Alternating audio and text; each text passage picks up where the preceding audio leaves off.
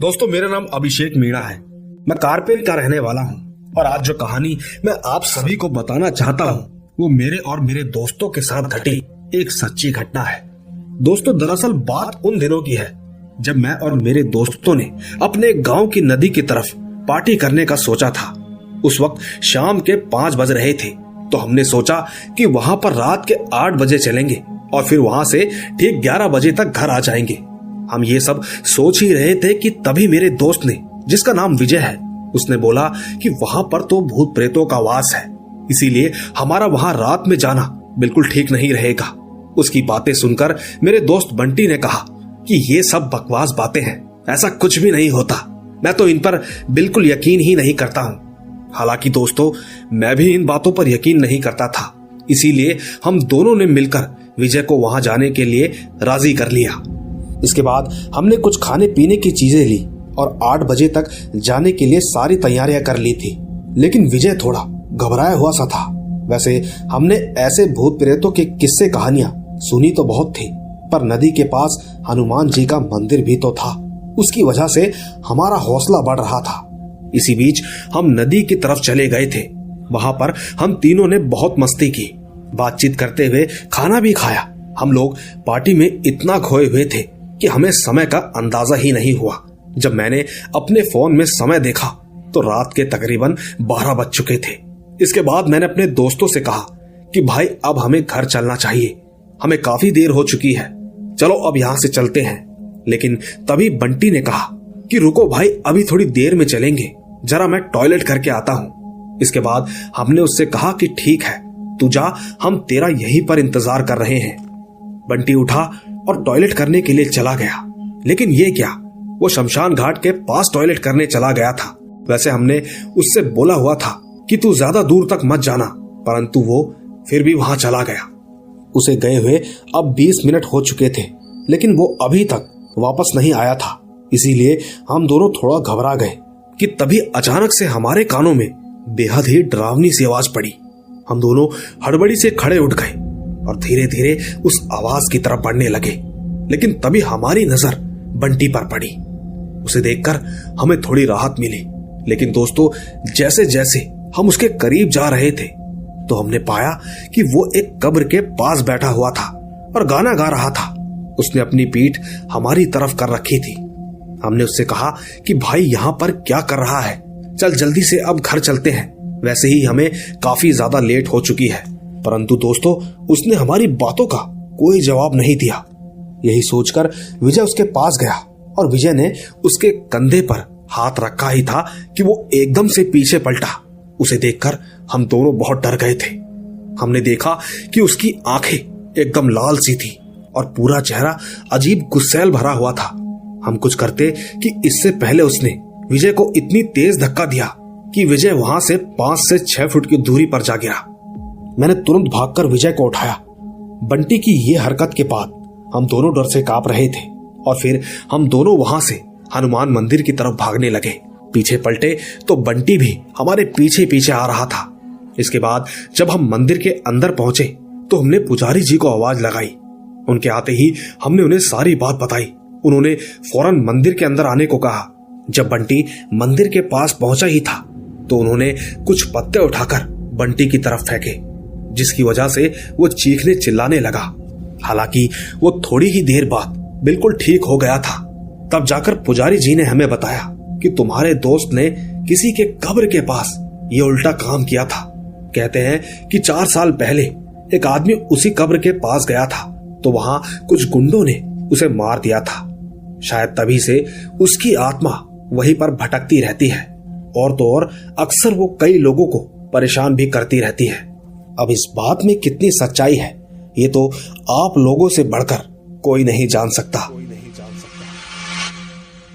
तो दोस्तों, देखा आपने, ये थी अभिषेक की कहानी। इनकी कहानी आपको कैसी लगी नीचे कमेंट में जरूर बताइएगा। तब तक मैं ले चलता हूं आपको हमारी आज की दूसरी कहानी की तरफ। आइए सुनते हैं। दोस्तों, आज जो कहानी मैं आप सभी को सुनाने जा रही हूं वो मेरे साथ घटी एक घटना है। वैसे ये बात उन दिनों की है जब मैं 2nd ईयर कॉलेज में पढ़ रही थी। कॉलेज के साथ साथ मैं नौकरी भी कर रही थी। एक दिन की बात है, हुआ यूं कि हम सभी ऑफिस के स्टाफ वालों ने पार्टी करने का सोचा। उस समय नवंबर का महीना था, महीना ठंड का था, इसीलिए हम सोच रहे थे कि हम पार्टी कहां पर करेंगे। उसी बीच हमारे ग्रुप में एक लड़की थी जो फैमिली बैकग्राउंड से हम सब में सबसे अमीर थी। उसने हमसे कहा कि मेरे पिताजी का एक फार्म हाउस है, हम सब वहां पर पार्टी कर सकते हैं, और तो और वो जगह शहर से काफी दूर है, तो हमें वहां कोई परेशान भी नहीं करेगा। दोस्तों, उस वक्त तक तो मैंने कोई फार्म हाउस देखा भी नहीं था, इसीलिए मैं काफी ज्यादा एक्साइटेड थी। उस लड़की का फार्म हाउस हाईवे के रोड से काफी अंदर की तरफ जंगल के पास था। जब हमारी वहां पर जाने की पूरी प्लानिंग हो गई तो मैंने अपने घर आकर अपनी वहां से जाने की परमिशन ले ली थी। आखिरकार जिस दिन हमारी पार्टी थी वो दिन भी आ ही गया था। पार्टी तो रात के 8 बजे थी और हम सभी ऑफिस के दोस्त फार्म हाउस के लिए निकल गए थे। हम सब कुल मिला के 12 लोग थे, कुछ लड़कियां और कुछ लड़के। जब हम हाईवे पर पहुंचे तो मैंने देखा और सोचा कि ये तो जंगल जैसा लग रहा है। अंधेरा भी काफी हो चुका था, वो इलाका एकदम सुनसान सा लग रहा था। कहीं रोड पर कोई भी स्ट्रीट लाइट नहीं जल रही थी। हम बस अपनी गाड़ी की रोशनी से ही आगे बढ़ रहे थे। बस कुछ ही अंदर जाते जाते मेरी दोस्त का फार्म हाउस आ गया। वहां पहुंचकर हमें तो काफी अच्छा लग रहा था। हम सभी उसके अंदर जाते ही मस्ती करने लगे। फिर जब 9 बज चुके थे तो हमने तुरंत खाना भी गर्म किया और सब लोग मिलकर खाने भी लगे। इसी बीच कुछ लोग तो म्यूजिक चलाकर नाच भी रहे थे। फिर जब मैंने घड़ी में समय देखा तो 10:30 बज गए थे। मैंने सभी से कहा कि अरे यार, काफी देर हो गई है, चलो अब घर चलते हैं। उस वक्त सबने मुझे कहा कि हम तो यहाँ कुछ देर और रुकेंगे, तुम्हें जाना हो तो चले जाओ। दोस्तों, उनकी बातों से ये साफ लग रहा था कि ये 2-3 घंटे से पहले यहाँ से निकलने नहीं वाले। इसीलिए मैं वहां से अपनी स्कूटी लेकर घर की ओर निकल पड़ी। फार्म हाउस से निकलने के बाद मैंने देखा कि अब तो पहले से भी ज्यादा अंधेरा और एकदम खाली और सुनसान रोड थी, जैसे कि मैंने आपको पहले बताया था। पर मैं अपनी स्कूटी की रोशनी से आगे बढ़ते जा रही थी। कुछ दूर पहुंचते ही मेरी स्कूटी अपने आप बंद हो गई। तब मैं सोचने लगी कि अब इसको क्या हो गया। इसके बाद मैं बीच रोड पर अपनी स्कूटी को खड़ा करके चेक करने लगी कि आखिर इसमें दिक्कत क्या आई है। इसी बीच अचानक ही मेरी स्कूटी की चाबी नीचे गिर गई। अंधेरा होने के कारण मुझे कुछ भी दिखाई नहीं दे रहा था, पर मैंने अपने फोन की लाइट चालू की और चाबी को ढूंढने लगी। कुछ देर बाद मुझे चाबी मिल गई। सच कहूं तो उस समय तक तो मुझे जरा सा भी डर नहीं लगा। जब मैंने चाबी को स्कूटी में लगाई तो स्कूटी चालू हो गई। मैं धीरे धीरे हाईवे की तरफ जाने लगी। इसी बीच मैंने एक बात नोट की, और वो ये कि मेरी स्कूटी का वजन भी काफी ज्यादा हो गया था। मानो ऐसा लग रहा था कि जैसे कोई मेरे पीछे बैठा हो। पर मैंने इस बात पर ज्यादा ध्यान न देते हुए अपने घर पहुंचने पर ध्यान दिया। इसी चक्कर में मैं स्कूटी भी काफी तेज चलाने लगी। मैं करीबन आधे घंटे के बाद में अपने घर पहुंच गई थी। घर पहुंचकर मैंने पाया कि सभी लोग सो रहे थे। मैं चुपचाप अपने कमरे में गई और फ्रेश होने के बाद सोने लगी। उस वक्त मेरी माँ और मेरा भाई बेड पर सोए हुए थे, तो मैंने अपना बिस्तर नीचे जमीन पर लगाकर सो गई। लेटने के बाद मुझे नींद नहीं आ रही थी। फिर 10 मिनट के बाद मैंने अपनी आंखें बंद की तो मेरे कानों में किसी के सांस लेने की आवाजें आने लगी। मैंने तुरंत अपनी आंखें खोली और अपने आसपास देखने लगी, पर मुझे कोई भी दिखाई नहीं दिया। मैंने दोबारा अपनी आंखें बंद की, लेकिन फिर भी मुझे वैसा ही महसूस होने लगा। ऐसा लगातार कम से कम 5 से 6 बार हुआ। इसके बाद मैं डर गई। मैं अपनी माँ को आवाज लगाने की सोच रही थी, पर मेरे हाथ पैर एकदम से जकड़ गए थे, मानो किसी ने जोरों से मेरे हाथ पैर पकड़ लिए हो। मैं अपनी जगह से हिल भी नहीं पा रही थी और ना ही मेरे गले से कोई आवाज निकल रही थी। मैं सोचने लगी कि अब क्या करूं, कि तभी मैंने अपने मन ही मन हनुमान चालीसा पढ़ने लगी। जैसे ही मैंने हनुमान जी का नाम लेना चालू किया, मानो ऐसा लगा कि मेरे पास से कोई चीज तेजी से भागकर घर से बाहर चली गई। इसके बाद सब कुछ नॉर्मल हो गया था और फिर रात भर मैं आराम से सो गई।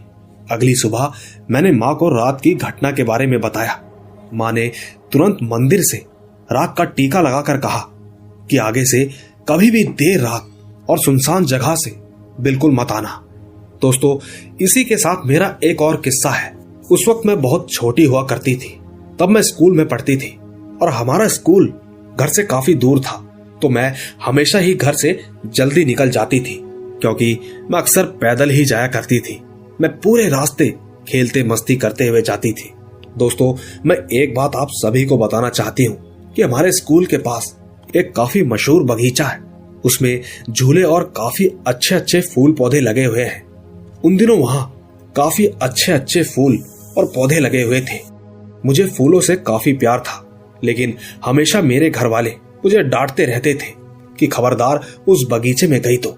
इसी वजह से मैं हर रोज आते जाते उस बगीचे को बाहर से ही देखती थी। मेरे पिताजी उस समय फौज में थे, तो हमारी देखभाल मेरे चाचा जी करते थे। एक बार हमें स्कूल से जल्दी छुट्टी हो गई, तो मेरे मन में अचानक ख्याल आया कि आज बगीचे में जाती हूँ।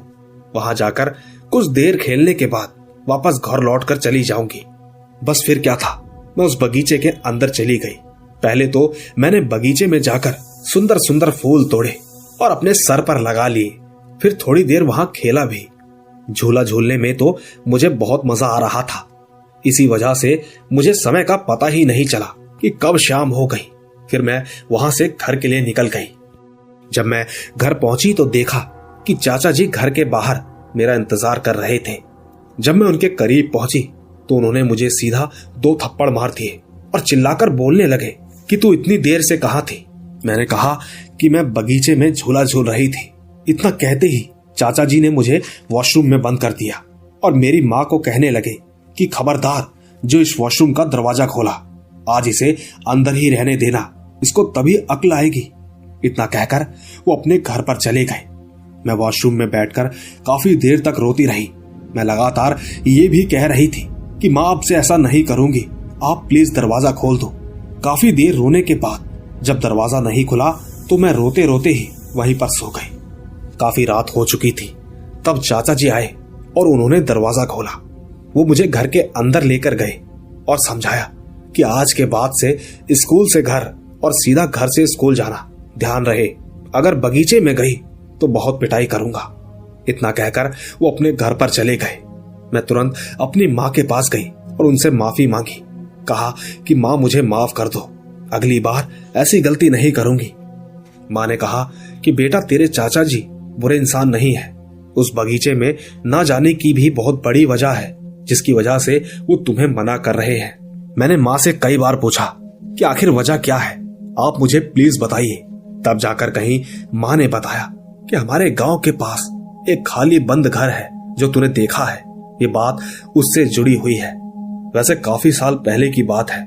उस घर में भी लोग रहते थे और उसी घर में एक लड़की भी रहती थी जिसका नाम रोजा था।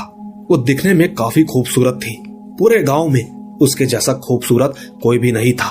एक दिन वो गलती से उस बगीचे में चली गई। वहां पर उसने खेल कूद किया, बगीचे के फूल भी तोड़कर अपने सर पर लगाए। उसे वहां पर काफी अच्छा लगने लगा। फिर वो हर रोज शाम के समय वहां पर खेलने जाया करती थी और आते समय उस बगीचे के फूलों को भी अपने साथ ले आती थी। उसके घर वालों ने उन दिनों उसकी ये हरकतों पर ध्यान नहीं दिया था। दिन बीतते गए, वो रोज रोज उस बगीचे में जाती। इसी बीच उस बगीचे में उसको एक लड़का मिला। वो भी रोज उस बगीचे में आता था और रोजा से मिलता था। धीरे धीरे दिन गुजरते गए, वो आपस में मिलते रहे। इसी दौरान उन्हें प्यार हो गया था। इसके बाद रोजा ने अपने घर वालों को बिना बताए उससे निकाह मतलब शादी कर ली थी। फिर जब उसके घर वालों को ये बात पता चली तो वो पहले तो काफी गुस्सा हुए, फिर बाद में उनकी शादी को उन्होंने स्वीकार कर लिया। क्योंकि जब बच्चों ने ये कदम उठा ही लिया था तो पेरेंट्स को तो आखिर में ना चाहते हुए भी बच्चों की खुशी के लिए मानना ही पड़ता है। इसके बाद उन लोगों के शादी के कुछ दिनों के बाद पता नहीं क्यों पर रोजा का पति रोजा के घर में घर जमाई बनकर रहने लगा। और जब से रोजा का पति उनके घर में रहने लगा तो वो बिजनेस में काफी तरक्की करने लगे।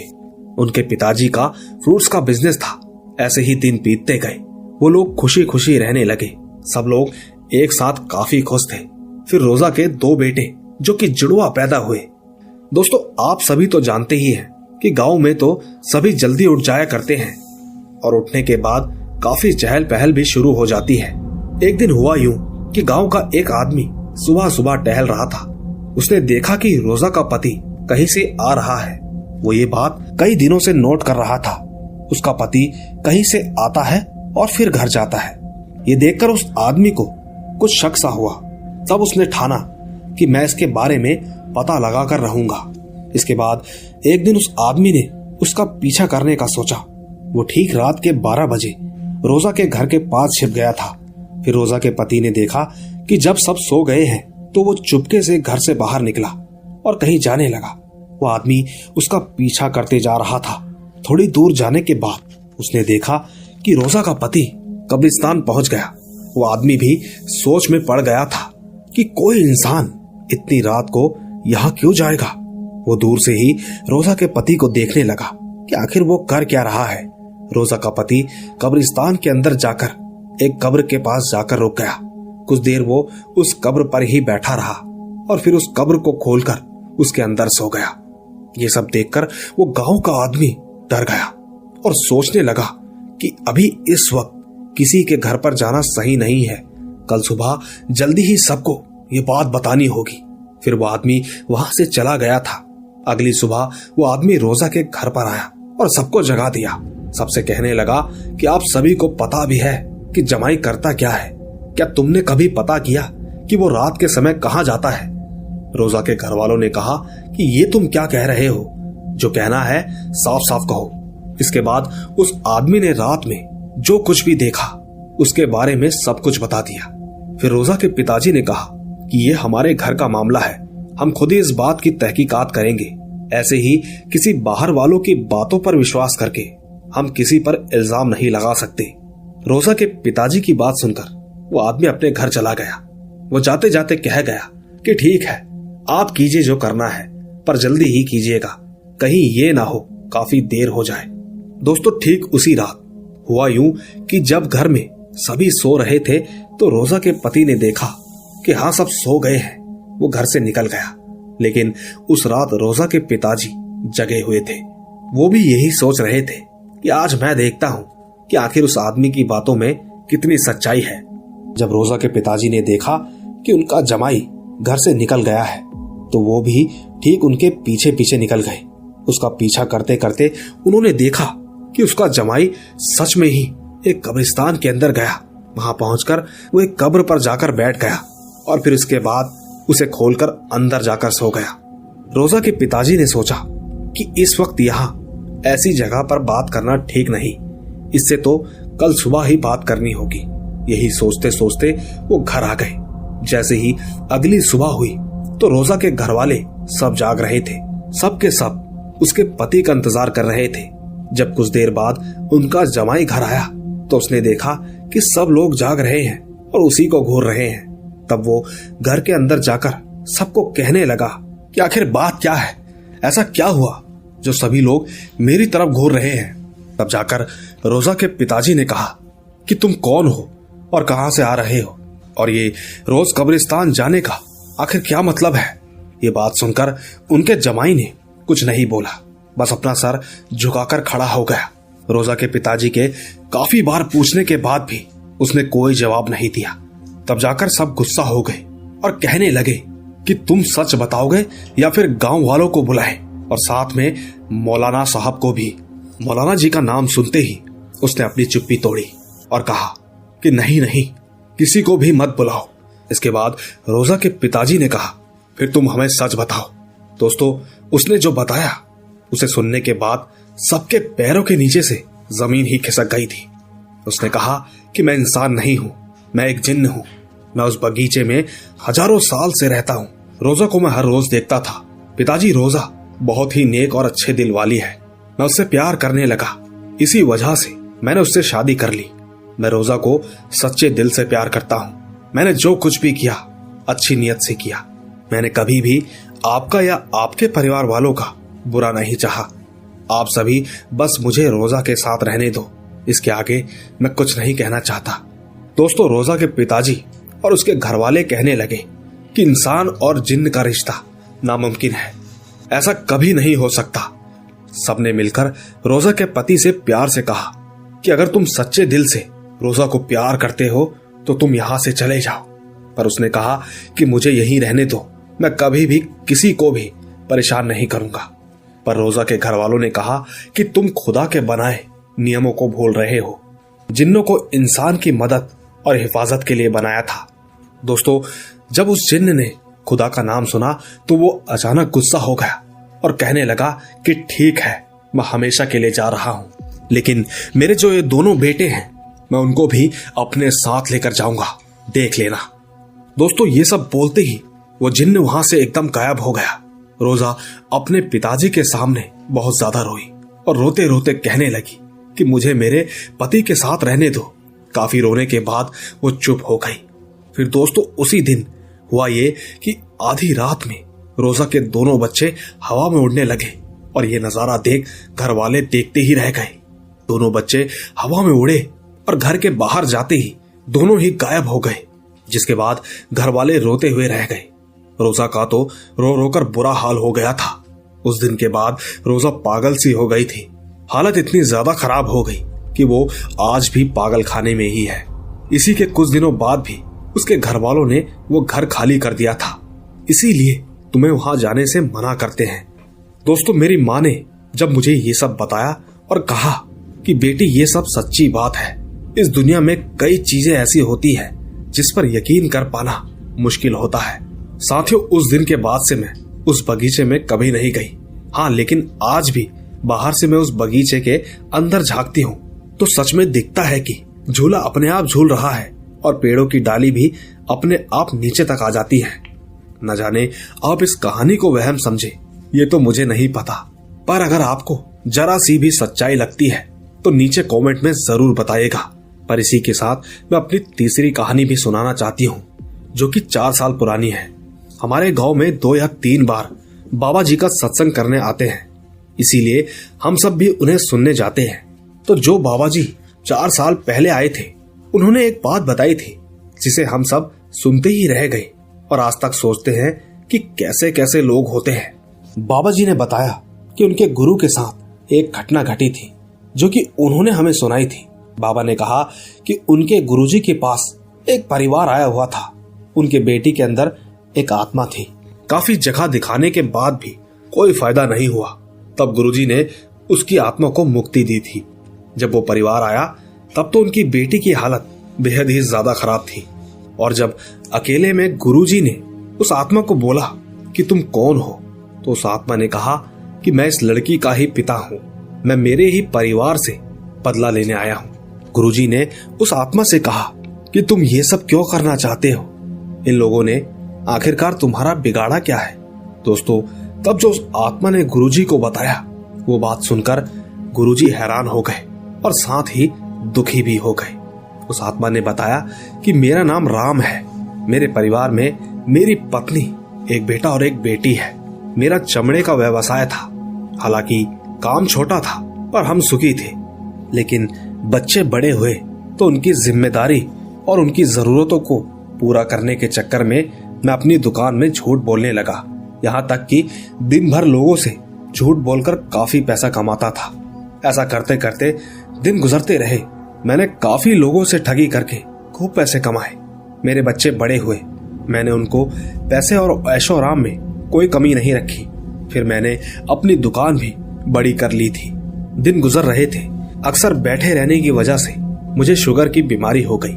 ज्यादा मेहनत करने से मेरी तबीयत भी खराब होने लगी। मेरे बच्चे, मेरी पत्नी मुझ पर कभी ध्यान नहीं देते थे।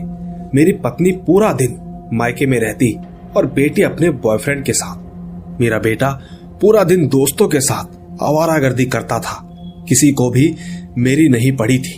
एक दिन मैंने सबको बोला कि अब मेरे से दुकान में बैठा नहीं जा रहा, अब आप लोग मेरा धंधा संभालो। उस वक्त मेरे बेटे ने मेरी पत्नी को मना कर दिया। फिर मुझे ना चाहते हुए भी दुकान पर बैठना पड़ा। ऐसे ही एक दिन मेरी शुगर बहुत ज्यादा बढ़ गई थी, जिसके कारण मेरी मौत हो गई। जब मेरी मौत हुई तो मेरी डेड बॉडी को हॉस्पिटल से घर लाया गया। घर पर सारे रिश्तेदार आए हुए थे, लेकिन मेरी बहन का आना बाकी था, जो कि दूसरे दिन आने वाली थी। तब मैंने देखा कि मेरी पत्नी और मेरे बच्चे मुझे देखकर मुंह बनाते, मानो मेरे मरने का उन्हें कोई दुख ही ना हो। सबको पता होगा कि पिताजी के मरने के बाद बेटे के बाल काटते हैं। उस वक्त मेरी पत्नी ने सारे रिश्तेदारों को मना कर दिया कि बेटे के सर से बाल नहीं कटेंगे। जब रात हुई तो सभी लोगों का खाने का समय हो गया था। और ये बात तो आप सब जानते ही होंगे कि जब किसी के घर में मौत हो जाती है तो वहां पर तीखा और चटपटा खाना नहीं बनाते। जब सभी परिवार के लोगों ने सामने खाना खाया तो मेरे बच्चों ने कहा कि ऐसा खाना कौन खाए। वो अंदर किचन में जाकर पापड़ उठाकर सबके सामने खाने लगे। देर रात तक घर के सारे परिवार वाले मेरी डेड बॉडी के पास बैठे थे। तब मेरी पत्नी और मेरे बच्चे उठकर बेडरूम में आ गए और अंदर से कुंडी लगा ली। वो अंदर बातें करने लगे। मैं भी बेडरूम में गया और उनकी बातें सुनने लगा। मेरा बेटा बोला कि पिताजी को जला देते हैं, अजीब सी महक आ रही है और ये बाकी रिश्तेदार भी सर पर बैठे हैं। तब मेरी पत्नी ने कहा कि अब मैं क्या बोलूं, तेरे पिताजी को भी अभी मरना था, कुछ दिन और जिंदा नहीं रह सकते थे। देखो, एक जमीन के पेपर साइन करवाने थे, अब वो जमीन भी हाथ से चली गई। और तो और तेरे पिताजी की बहन इतनी बदतमीज है कि क्या ही बोले। इसके बाद वो कहने लगी कि एक रात की ही तो बात है बेटा, कल सवेरे होते ही ये सब चले जाएंगे। तो गुरुजी, जब मैंने ये सब सुना तो मैं बहुत ज्यादा दुखी हो गया। मैंने अपने परिवार वालों के लिए आखिरकार क्या नहीं किया और ये मेरे पीठ पीछे ये सब बातें कर रहे हैं। जब अगला दिन हुआ तो मेरी बहन आई और सब परिवार वाले मुझे अंतिम विदाई दे रहे थे। फिर कुछ दिनों बाद मेरे परिवार वालों में से किसी ने मेरी पत्नी को मेरी अस्थियां दी। तो मेरी पत्नी ने परिवार वालों से कहा कि हमारे पास अस्थियां विसर्जन करने के लिए बिल्कुल समय नहीं है। उसने 500 रुपए दिए और कहा कि आप ही ये काम निपटाओ। जब परिवार वाले कार लेकर घर से निकले तो सब बोल रहे थे कि कैसा नालायक बेटा और बीवी है, हम क्यों इनकी जिम्मेदारी ले। इसीलिए उन्होंने रास्ते में एक पंडित जी को मेरी अस्थियां दे दी। उन्होंने 100 रुपए देकर कहा कि इन अस्थियों को विसर्जित कर देना। उस वक्त उस पंडित ने मेरी अस्थियों को एक नाले में डाल दिया और खुद शराब पीने के लिए चला गया। मेरे मरने पर मेरी ये दुर्दशा हुई है, इसीलिए मुझे गुस्सा आ रहा है, मैं किसी को नहीं छोड़ूंगा। फिर गुरुजी ने कहा कि राम, तुम शांत हो जाओ, तुमने पहले भी गलतियां की और अब भी गलतियां कर रहे हो, मैं तुम्हें मुक्ति दूंगा, मेरा तुमसे वादा है। दोस्तों, इसके बाद गुरुजी ने राम की पत्नी और उसके बच्चों को खूब डांटा।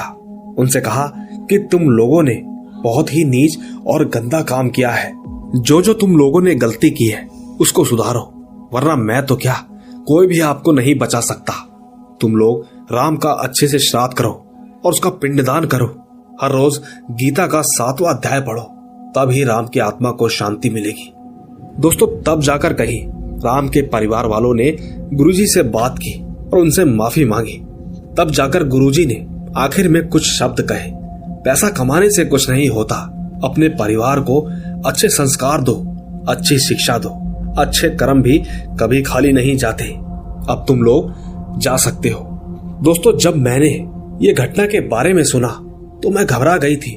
मैं सोचने लगी कि कैसे कैसे लोग इस दुनिया में मौजूद हैं जो कि अपने ही परिवार के साथ ऐसा कैसे कर सकते हैं। बस यही थी मेरी 3 कहानियां। तो दोस्तों, देखा आपने, इनकी तीनों कहानियां बेहद ही लाजवाब और तारीफे काबिल है। मैं इनको दिल से सलाम करता हूं। साथ ही दोस्तों, इनकी सबसे आखिरी कहानी सबसे ही हटकर और एकदम इमोशनल कहानी है। वैसे सच कहूं तो मैंने ये शब्द कई बार सुने हैं। अक्सर लोग कहते हैं कि जैसे भी हैं है तो मेरे पिताजी, और जैसी भी है तो मेरी माँ ही। बाकी आपको क्या लगता है नीचे कमेंट्स में जरूर बताइएगा। तब तक मैं ले चलता हूं आपको हमारी आज की अगली कहानी की तरफ। आइए सुनते हैं। दोस्तों, मैं रामपुर शहर का रहने वाला हूं और आज जो कहानी मैं आप सभी को बताने जा रहा हूं वो मेरे दोस्त के साथ घटी एक सच्ची घटना है। दोस्तों, बात कुछ ऐसी है कि 2 दिन पहले से मेरा दोस्त अपने सर की पट्टी बंधवा के आ रहा था। उसके सर पर एक चोट का निशान भी था। मेरे उससे पूछने पर उसने बताया कि अभी कुछ दिन पहले जब यहाँ पर बारिश हो रही थी तब सुबह के समय वो जिम गया था। उस वक्त बारिश नहीं हो रही थी। जब वो जिम से वापस लौट रहा था तो उस समय बारिश होने लगी। इसीलिए वो जल्दी घर पहुंचने के चक्कर में शॉर्टकट वाले रास्ते से घर आ रहा था। लेकिन उस शॉर्टकट वाले रास्ते पर कोई भी नहीं था, एकदम सुनसान रोड थी और उसी रास्ते पर एक घाट भी पड़ता है। तो वो साइकिल पर था। अचानक से उसकी साइकिल को किसी ने जोर से धक्का दिया, जिसके कारण उसका सर आम के पेड़ से जाकर टकरा गया। पर हैरानी की बात तो ये थी कि जब उसने पीछे मुड़कर देखा तो वहां पर कोई भी नहीं था। इसीलिए उसने चुपचाप अपनी साइकिल उठाई और सीधा अपने घर पर आ गया। उसका कहना है कि तब से वो अब तक उस शॉर्टकट वाले रास्ते से वापस जेब नहीं गया। आइए दोस्तों, चलते हैं अपनी आखिरी कहानी की तरफ। आइए सुनते हैं। दोस्तों, मैं आप सभी को अपना नाम नहीं बताना चाहता। वैसे मैं गुजरात का रहने वाला हूं और आज जो कहानी मैं आप सभी को सुनाने जा रहा हूं वो मेरे साथ घटी एक सच्ची घटना है।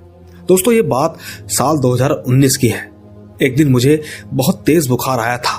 तब मेरी माँ मुझे एक आंटी के पास लेकर गई और उस आंटी को सारी बात बताई। तो उस आंटी ने मुझे एक गुलाब का फूल दिया और कहा कि इस गुलाब के फूल को घर जाकर खा लेना, तुम्हारा बुखार उतर जाएगा। तो ठीक दोस्तों, जब हम घर वापस आए तो मैंने ठीक वैसा ही किया जैसा आंटी ने मुझे करने को कहा था। मैंने वो गुलाब का फूल खा लिया। लेकिन सच कहूं तो उस गुलाब के फूल के जरिए मेरे अंदर चुड़ैल को डाल दिया था, क्योंकि मैं उसी रात को जोर जोर से चिल्लाने लगा। ये देखकर मेरी माँ और मेरे पिताजी, घर के सभी लोग उठकर मेरे कमरे में आ गए। उन्होंने देखा कि मैं बिल्कुल टेढ़ा हो चुका था, जो कि मैं आपको बातों के जरिए बता नहीं सकता। घर वालों ने किसी तरह मुझे शांत किया और चुपचाप सुला दिया। पर सच कहूं तो पूरी रात मुझे अजीब अजीब से सपने आते रहे। दोस्तों, फिर इसके दूसरे दिन माँ मुझे एक बाबा जी के पास ले गई। सच कहूं तो हैरानी तो हमें तब हुई जब बाबा जी ने सेम वो फूल वाली बात मेरे घर वालों को बताई। बाबा ने तुरंत मेरे ऊपर झाड़ा लगाया और मुझे 20 दिनों तक घर से बाहर जाने से मना किया। वहां से जाने से पहले उन्होंने मुझे एक ताबीज पहनने को दिया। दोस्तों, कहानी छोटी है पर यकीन कीजिएगा ये बिल्कुल सच्ची है। दोस्तों, हमने भी सोचा था कि उन आंटी से जाकर पूछें, पर हमारे पास ऐसा कोई सबूत नहीं था जिससे कि हम उनसे इस बारे में बात कर सकें। बस यही थी ये कहानी। तो दोस्तों, यही थी हमारी आज की कहानियां। उम्मीद है आपको ये कहानियां जरूर पसंद आई होगी।